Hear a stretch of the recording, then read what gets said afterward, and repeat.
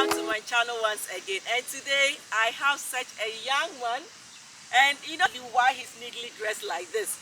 And I'm sure he's already giving you a clue about how he's neatly dressed. So baby, we want to know a little bit about him. I'm sure you're also curious. So I'll ask him to just give us a short introduction about himself. So who are you? Not in an offensive way. Hi guys, I'm Cyril.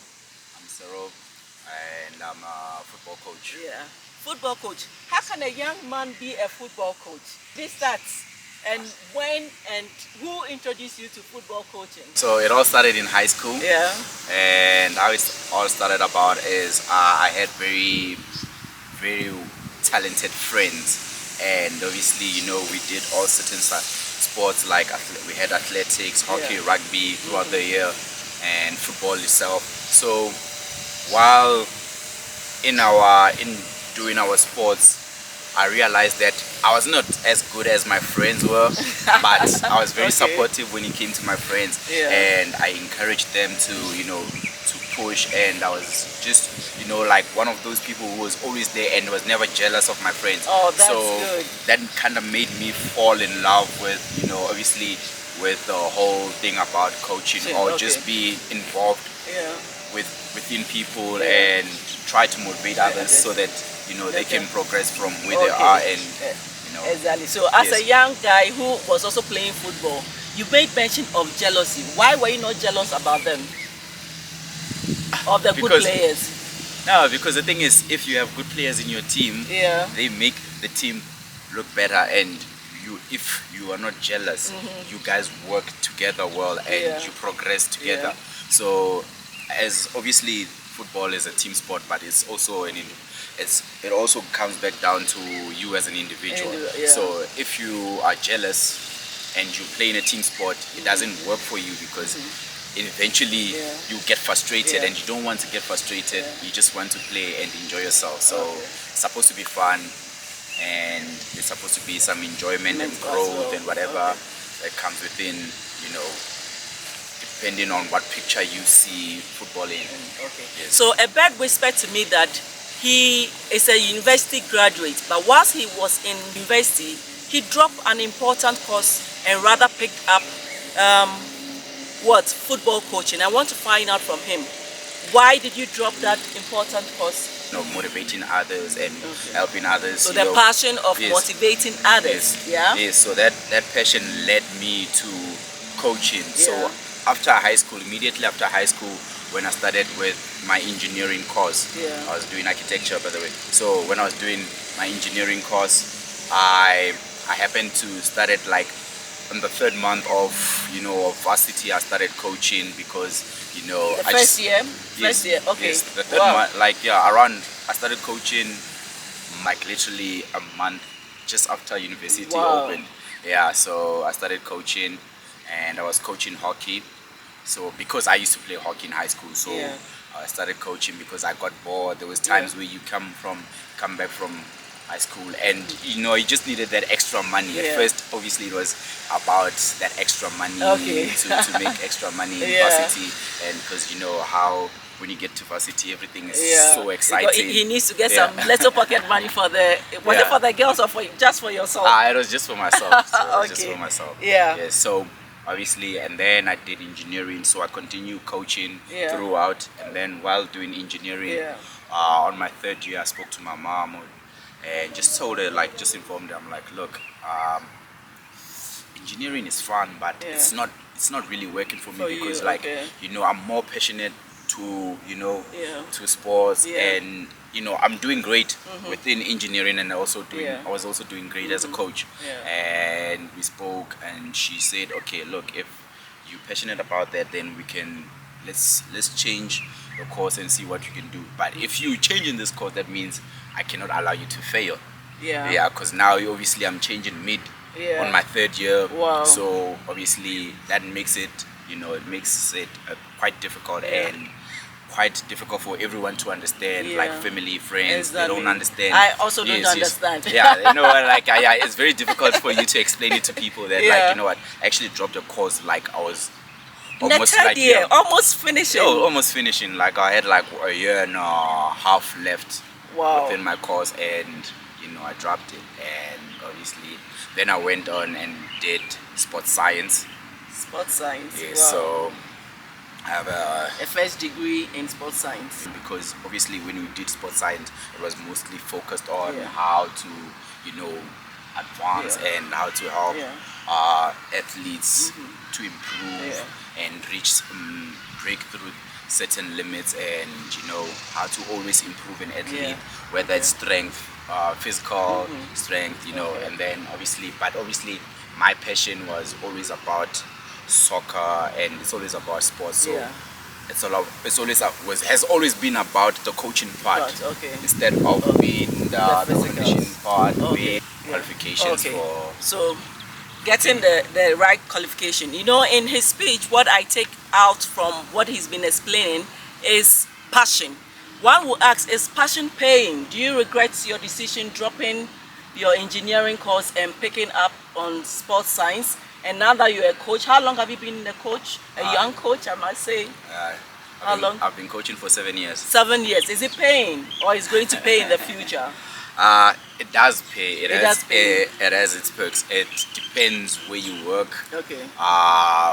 If you are fortunate enough, it does pay. Yeah. But it's not as what you would imagine it to be. Okay. You understand? So, but it does pay.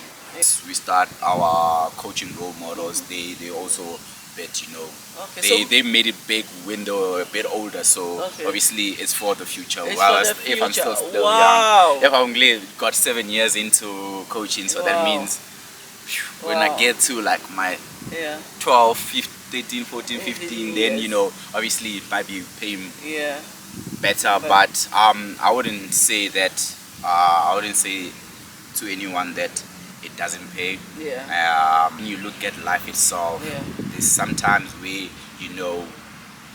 passion can likely put food on the table or not put food on the table. So it depends on how you are standing, where you're coming from, and what can actually help you survive throughout day in, day out, month in. Happy that my mom has always been supporting. The fulfillment he's getting in coaching. I hear that he coaches some football club in South Africa. What's the name of the football club you are coaching, and at which age are you coaching? The club that I coach at is Berea Albion. Berea Albion FC in Pretoria East. I coach the under 13s. Under 13s. Wow. Yes. So have you won any medal in coaching? Yes. Have any of your team won any medal? Yes. Yeah. Yes. In my second year of coaching, I won. I won the league when I was still in Pretoria West. I won the league that side, and in my, I think 2018, I think it was about my 4th year. Or so. I won another medal. I won the league and the cup with my under 10s. My under 10s were playing, this was with CBC. So my under 10s were playing, it was actually grade 3s. They were playing as under 10s, but they were playing in the under 10B division. So it was a bit, but they were still playing against older boys. But it was very impressive. That how they stepped up and how they worked together as a team, collectively, and we went throughout the whole season unbeaten. And did you hear that? A whole season unbeaten, and a young coach coaching. So with your new club, you've not won any medals yet? Not yet. Okay, so meaning we'll wish him all the best so that his new team will win. End of this video, I'm going to show you when his footballers, as well as maybe where there is a match. I'll show all this so that you see his skills, how his boys are performing. Now, as a young person, what are the opportunities and what are the challenges that are in football? There's a lot of opportunities. If your child is very passionate about it, and he has the right support behind him, and goes through the right right development within the coaches that he gets to work under, then I think there's an opportunity for him to make it in football, but most It will likely, take time. yeah, it will take time. It's a long journey. Yeah, it's a long journey. It's very tough. Yeah, persistence. Yes, yeah, is the key. Yeah, you just need to be Patient and very persistent. hungry. And Very hungry for yes. success, right? Yeah, if you're not hungry enough, you can Yeah. be talented, but if you're not hungry enough, yeah, it really doesn't pay off. Wow. Did with this catchphrase, you must be hungry enough to be able to be successful. Chasing success is what? Being hungry. And being hungry is really persistent and working hard towards your goal and the passion as well. Now, I know South Africa, Ghana, I mean, my country kicked them out, which they were angry with us. Which country are you going to support in the World Cup? I'll be going with Argentina. Argentina? Yes. I mean, we have a lot of African countries representing us. Why are you choosing Argentina and not any? I mean, I'm a Ghanaian standing beside you. That is not even a motivation for you to say you're going to support us. It's because I mean, like when you look at Argentina, they have a very, very, very good squad. Yeah. And also, like everybody, they've been the coaches, the whole team behind it, the coaching staff, the players. They've been playing very well. Most of them have been on form, and Messi's also been been showing been showing throughout the so yeah, I'm going with them because I just see that but I'm a bit disappointed that he didn't choose any African country. But anyway, let's see. I'm also rooting for Ghana. So maybe at the end of the World Cup, I'll come back to interview him again to ask him for us to find out whether his team won or my team won. Now, I mean, I come to see where he coaches, and I've been seeing his coaching style. I mean, he's very humble, and he trains. I mean, all that I see is with passion. He spoke about passion. Now, I want him to look into the camera to advise any youth in South Africa and youth worldwide. What will you tell them as a young person? So my advice to the youth or to anyone else who wants to do coaching or to take on coaching as a passion, or just in general, who's very enthusiastic and wants to work with people, I would say all you can do is read a lot about coaching styles, whatever, tactics, everything. There's a lot of videos where you can learn from. Do your research, work with people, work with a lot of people, but listen.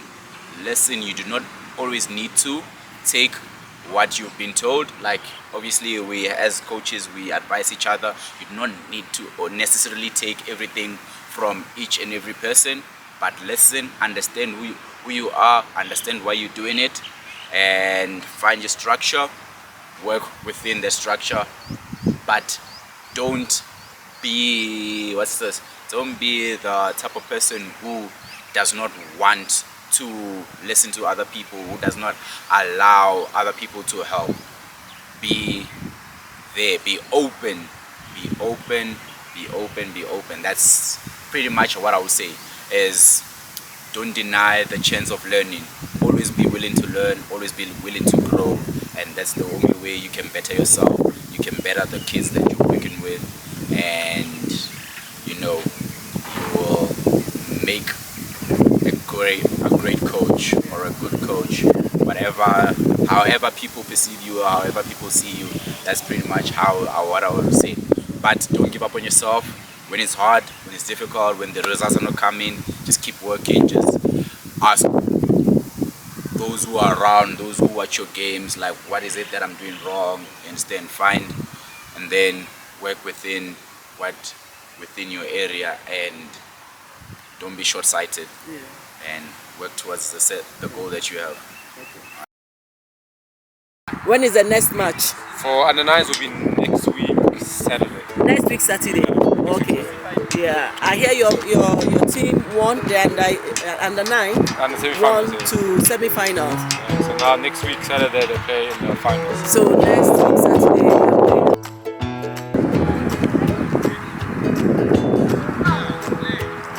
Yeah. And then as us always, there are some parents who bring their children. See, football actually teaches them more than just football. Yeah. It teaches them manners. It teaches them manners. Yes. Yeah. Teamwork. Teamwork. And it's nice to see them socializing with other children. Yes. It's a very good positive. Wow. So since they joined the soccer club, have you seen any improvements in all the things that you have listed? Yes. They make friends easy. They're independent. There's too many positives for children to be outside, so parents must get the kids outside. Well, are you not afraid that your kids can get hurt in the process of playing football, since it's a rough game sometimes? The coaches here are very skilled. They make sure that the kids are well protected. Teach the kids how to tackle, how to play. There is a chance in everything. There is a chance. Under 9. Under 9. Playing in the final next week Saturday. Oh, wow. And the eldest is under 30. Under 30. Wow. Thank you so much for talking.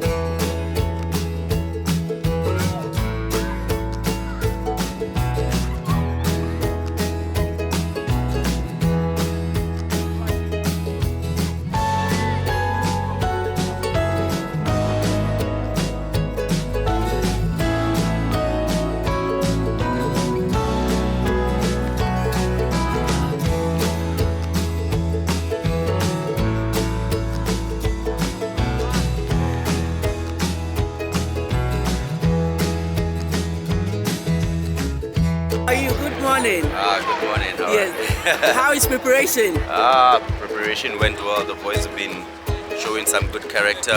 Hopefully they're ready for it. Yeah. And we look forward to seeing how the boys are going to compete today. Okay, so we are keeping our fingers crossed for the big match day. I know, we believe in Yeah, the so boys. this is the finals. Yes, it's So the what finals. advice do you have for the boys? No, just play your heart out, enjoy yourself. They're young, so they just need to go out there and enjoy themselves. There's no pressure. There's no pressure. Yeah, we can't put pressure on the boys. Yeah. Yeah, they're still young. Yeah. Let them enjoy themselves. Yeah. Kick the ball, touch Yeah. the ball. Just make sure that you touch the ball as Yeah. much as you can. And yeah, score if you score. Celebrate when you score. Celebrate. Yeah. And don't let your heads down. Yeah. Just keep. What would you tell them? Oh, well done for them to get into the finals. Yeah. It's a big compliment for them. Yeah. I mean, most of the boys there are 6, 7. Yeah. So we don't really have under 9s. Yeah. When we play with teams against that really have under 9s, as like who have a lot of under 9 players in the squad. So if they lose, it's fine. They played. At least they got to enjoy themselves. Yeah. So wish you all the best.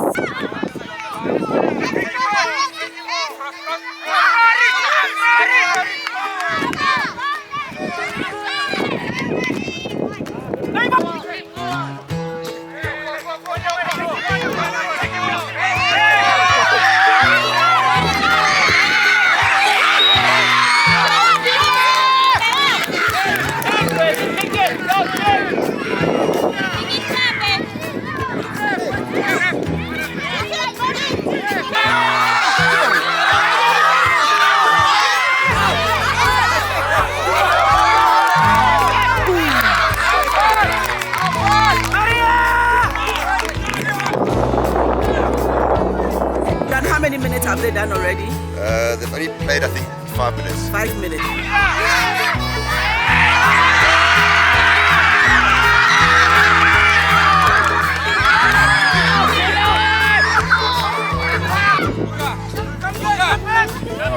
Away. No, it's Zopplady would like to say a big thank you. And then I'll give him the Ghana handshake. Oh, he's a South African, he doesn't know how the Ghana handshake. So it's like this, the check. Are you really strong? Yeah. And then we stop. And then so thank you so much for coming along with us and wishing you all the best. Don't forget to tell a friend, to tell a friend, to tell a friend, to tell a family about who? Zopplady. See you in my next video. Bye bye.